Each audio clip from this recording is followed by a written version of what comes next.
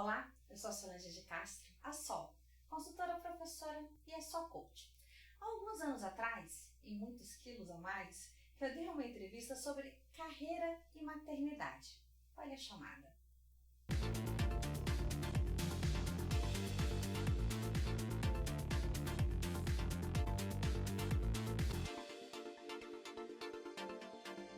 Olá!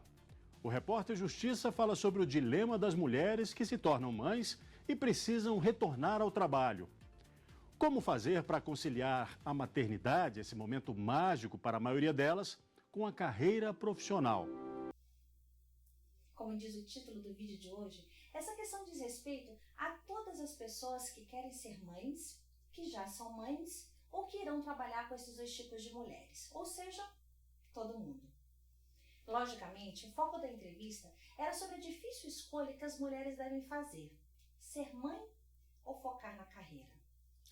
Há duas questões aqui que extrapolam essa discussão feminina e familiar. Primeiro, o que entendemos por responsabilidade social das organizações. E segundo, se é justo termos que fazer esse tipo de escolha. Vamos à primeira questão. A licença maternidade traz sim prejuízos à organização. E essa é a primeira constatação que um profissional de recursos humanos, empresário, líder e a própria mulher deve reconhecer. Olha esse trecho da entrevista. Sempre que você contrata uma pessoa, você tem uma queda de produtividade porque essa pessoa precisa da ajuda dos demais até que ela consiga produzir. Quando eu consigo isso, ou seja, agora eu vou deixar de ter prejuízo e essa pessoa vai me dar resultado, a outra volta. A funcionária volta 5, 6 meses que ela está fora, que ela está distante, que ela não sabe o que está acontecendo, o projeto mudou, o sistema mudou, né, a rotina mudou e mais uma vez eu tenho que integrá-la, prepará-la para que ela consiga voltar a ser o que era antes. Uma que volta a trabalhar com um bebê muito novinho, com certeza ela não vai render o tanto que ela rendia antes, que ela vai ficar sim com a cabeça no bebê. É interessante que as próprias mães reconhecem que há uma queda na produtividade, que há sim prejuízos ao empregador. Então isso quer dizer que está justificado o comportamento dos empresários que não contratam mulheres jovens ou recém-casadas para diminuir o risco de ter empregadas grávidas? É aí que entra o conceito de responsabilidade social. A responsabilidade social é quando as empresas, de uma forma voluntária, adotam posturas, práticas, políticas, ações que promovam o bem-estar do seu público interno e também do seu público externo. Esse é o conceito.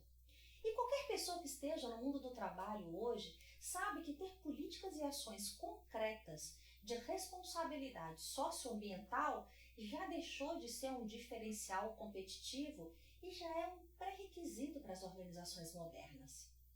Mas aí eu pergunto, existe ação mais correta, mais relevante, mais importante, de maior impacto para a sociedade que a maternidade? Já pensou nisso? O que é mais básico e essencial do que a vida humana, do que o bem-estar de um bebê? Olha só essa outra passagem da entrevista. Olha, não importa se é um homem ou se é uma mulher que está adotando, o cuidado é o mesmo, porque o foco não é na mãe e no pai, o foco é na criança. E essa que é a questão, né? Aonde que a gente está com o olhar?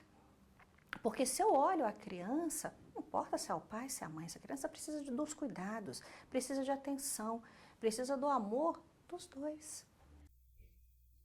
Eu realmente acredito que antes de falar de nossas matas, rios, bibliotecas públicas, dos golfinhos, temos que pensar no bem-estar de nossos filhos, de nossas crianças. E as políticas de recursos humanos devem focar não a mãe, como eu disse na entrevista, mas a criança. E isso implica em rever definitivamente essa tradicional visão que nós temos de família, de como ela está estruturada. Ou seja, como que é composto um casal, qual o papel de pai, de mãe, de avô, de tutor. Nossas políticas públicas de recursos humanos, como licenças e benefícios, precisam reconhecer e valorizar a composição da família do século XXI. Mas, como eu disse, seriam dois aspectos que eu ia falar. E o segundo é justo que a mulher deva fazer essa escolha? No trabalho de Life Coaching, há uma ferramenta muito conhecida chamada Roda da Vida. Como você pode ver, é uma avaliação que a pessoa faz do nível de satisfação dela com as principais dimensões da vida, tais como finanças, saúde física, saúde emocional, relacionamento familiar, afetivo. Ao preencher a roda da vida, as pessoas geralmente se assustam com as áreas de baixa pontuação, ou seja, as áreas que ela está insatisfeita. Geralmente, o que uma pessoa faz com que uma pessoa não esteja satisfeita com uma dimensão da sua vida? Qualidade, não estou fazendo como gostaria, ou a quantidade, tenho pouco ou dedico pouco tempo a isso. Muitos acreditam que o ideal é ter uma roda preenchida no nível máximo, ou seja, 10 de satisfação em tudo. Mas não é bem assim. Quem já leu meu e-book sobre carreira viu que uma carreira tem 10 fases distribuídas ao longo da vida e que eventos como formatura, casamento, filhos, divórcio impactam nessas fases, ou seja, impactam na nossa carreira. O fato é que não só na carreira, mas todas as dimensões da nossa vida vão receber mais ou menos atenção, mais ou menos energia, dependendo dessas fases e desses eventos. A maternidade, que está ali dentro da dimensão familiar versus carreira, é apenas uma das escolhas que nós fazemos. Quer ver outra? Relacionamento social versus desenvolvimento intelectual. Quantos de nós já não nos afastamos dos amigos quando resolvemos fazer uma pós-graduação ou lá quando entramos na faculdade? Dimensão financeira versus lazer. Quantos já não deixaram de viajar e sair para jantar com os amigos para poder equilibrar as finanças? Quem já deixou de malhar, negligenciou a alimentação, começou a chegar tarde em casa quando foi promovido ou simplesmente para poder manter o emprego? Essa dinâmica da carreira é a dinâmica da própria vida.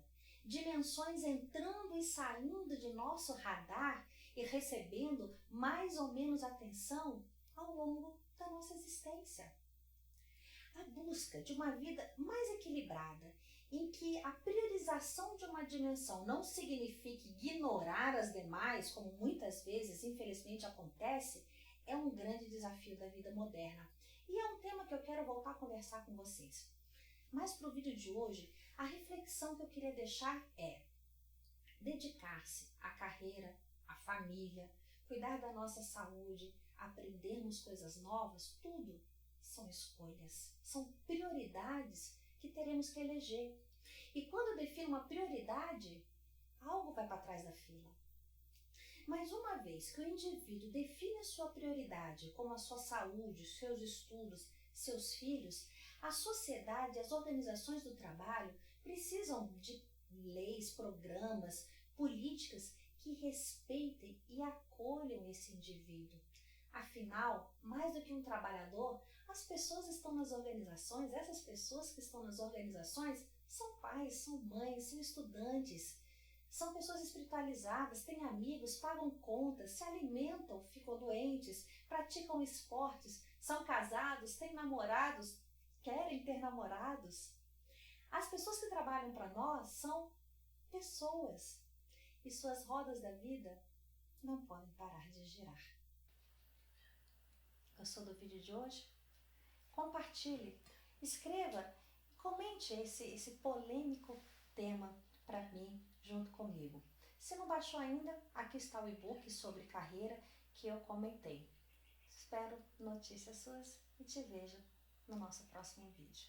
Obrigada e até lá!